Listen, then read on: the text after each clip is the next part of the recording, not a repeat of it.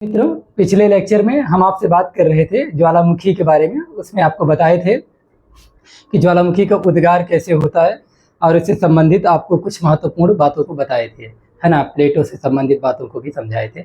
आज आपको बताते हैं सक्रियता के आधार पर ज्वालामुखी कितने प्रकार के होते हैं उसके बारे में। समय न गंवाते हुए आपको बताते हैं, यहाँ पर सब लिखा दिखाया है एकदम बेहतर तरीके से। आज तक जितनी भी परीक्षाएं हुई हैं और उसमें ज्वालामुखी अगर पूछा गया होगा तो वो यही टॉपिक से पूछे गए हैं, आप देख लीजिएगा चाहे। सक्रियता के आधार पर ज्वालामुखी उद्गारों के बीच अवकाश के आधार पर 3 श्रेणियों में इनको विभक्त किया गया। पहला है एक्टिव वोल्केनो, यानी कि सक्रिय ज्वालामुखी, यानी ऐसे ज्वालामुखी जिनके मुख से सदैव धूल, धुआं, वाष्प, है ना, गैस, राख, चट्टान खंड, लावा आदि पदार्थ बाहर निकलते रहते हैं, उनको सक्रिय ज्वालामुखी कहा जाता है। यानी जो सक्रिय ज्वालामुखी होता है उसमें से हमेशा कुछ ना कुछ बाहर निकलता रहता है। धुआं है, धूलकण है, गैस है, जलवाष्प है, चट्टान के टुकड़े हैं, ये सब निकलते रहते हैं, है ना। वर्तमान में सक्रिय ज्वालामुखी की संख्या 500 से अधिक है और भारत में एकमात्र सक्रिय ज्वालामुखी अंडमान निकोबार द्वीप समूह में बैरन द्वीप में है। कहाँ पर? बैरन द्वीप में है। अब देख लेते हैं कुछ प्रमुख सक्रिय ज्वालामुखी जो विभिन्न प्रतियोगी परीक्षाओं में लगातार पूछे जाते रहे हैं। क्या? हवाई द्वीप में, यूएसए में हवाई द्वीप में स्थित है क्या? किलायू, जो कि सर्वाधिक सक्रिय ज्वालामुखी है। ऐसे ही क्या है? मौना लोआ। पापुआ न्यू गिनी में लांगिला है और बागाना है। और इंडोनेशिया में देखा जाए तो समेरू, मेरापी, दुकोनो है। ठीक है, ये सब मिलान करने के लिए आता है। समीक्षा अधिकारी वगैरह के पेपर में, एसएससी के, पुलिस के ऐसे पेपर्स में पूछे जाते हैं। सिसिली द्वीप जो कि इटली में है, यहाँ पर क्या है? सक्रिय ज्वालामुखी माउंट एटना है। और लिपारी द्वीप पर कौन सा है? स्ट्राम्बोली है, जो काफी पॉपुलर रहा है, तो इसके बारे में भी याद रखिएगा आप लोग।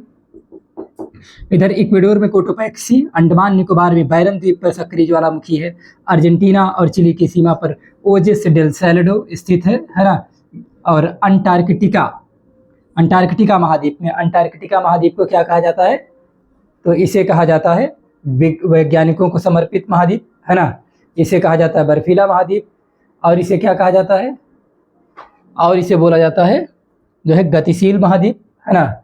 तो अंटार्कटिका महाद्वीप में रॉस द्वीप है और इस रॉस द्वीप पर क्या है?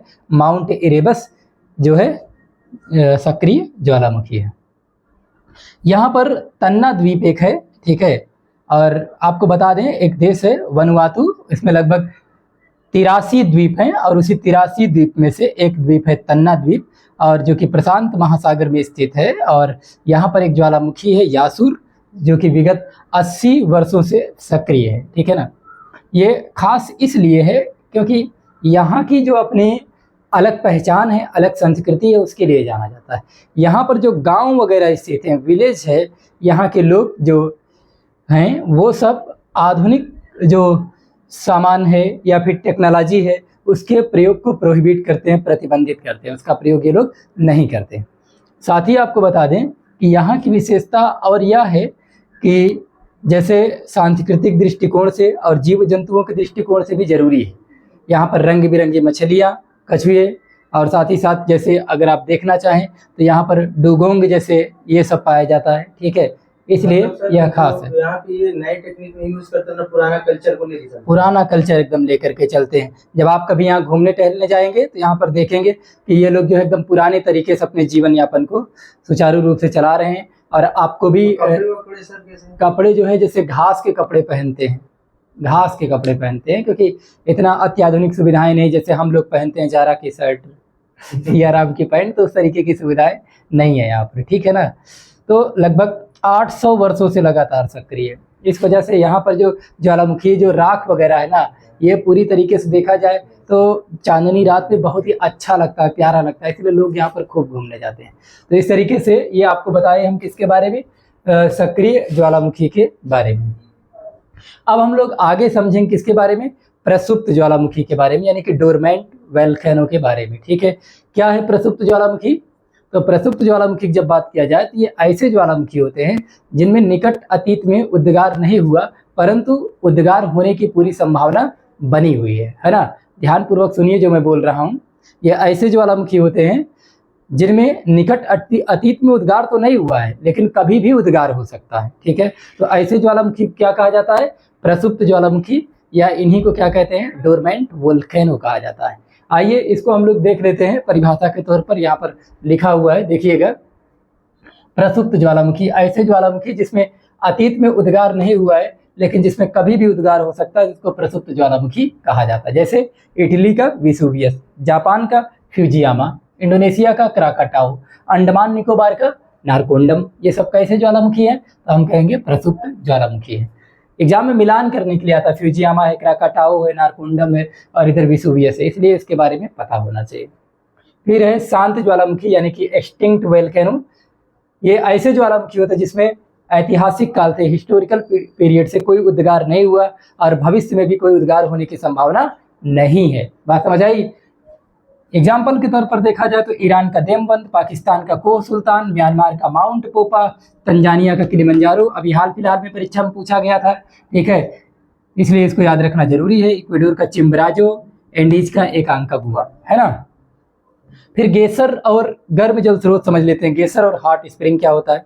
गेसर गर्म जल स्रोत होते हैं जिनसे अवकाश के बाद यानी रुक रुक करके एक समय के बाद इसमें से गर्म जल के फव्वारे बाहर निकलते रहते हैं और वाष्प तीव्रता से बाहर निकलते हैं और कभी कभी इनकी ऊंचाई सैकड़ों फीट तक होती है, बहुत ज़्यादा होती है। जैसे अगर आप जाएंगे यूएसए के येलोस्टोन पार्क में तो वहाँ पर एक गीजर है, उसका नाम है फेथफुल गीजर, जहाँ हर 60 सेकंड में फव्वारा बाहर निकलता रहता है, गर्म जल बाहर निकलता रहता है। बात समझ आई।